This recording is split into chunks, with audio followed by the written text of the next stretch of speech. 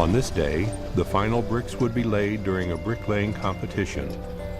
Like a boxing match, bricklayers challenged each other across the region and competitions were arranged. The stakes were more than pride. These events drew thousands of spectators and would not only help the bricklayers keep or obtain work, they also helped their employers secure contracts as they could boast their champion bricklayers. At 8 a.m., the two competitors lined up back-to-back near what is today Olathe North High School.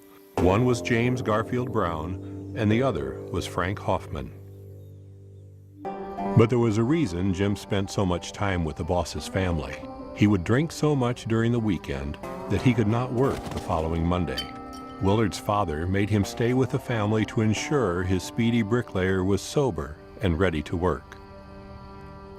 The next day, with the road opened, nearly 7,500 cars came down the new highway from Kansas City.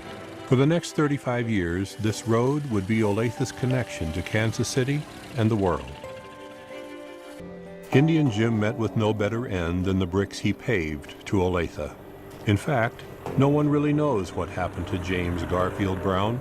Jim was last seen in Oklahoma in 1931 as an unemployed drifter. Whether this was the result of his alcoholism, the Great Depression, or progress, Indian Jim, like competitive bricklaying, disappeared into history.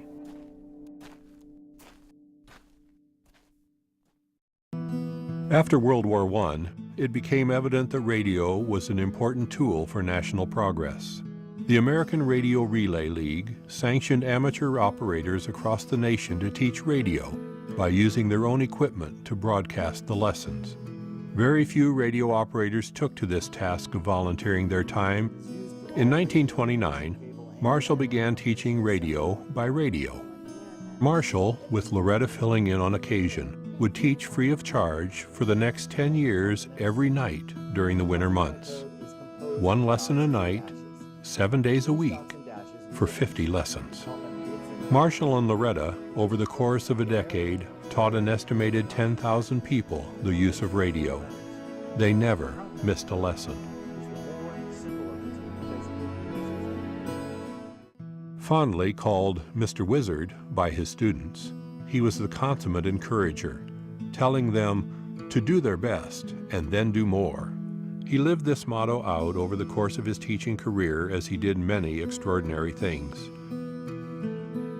Marshall was instrumental and organized with his classroom procedures, and he once again found himself far ahead of his time. In the 1940s, he began offering a manual arts class to girls, practically unheard of at the time. He taught female students electrical repair.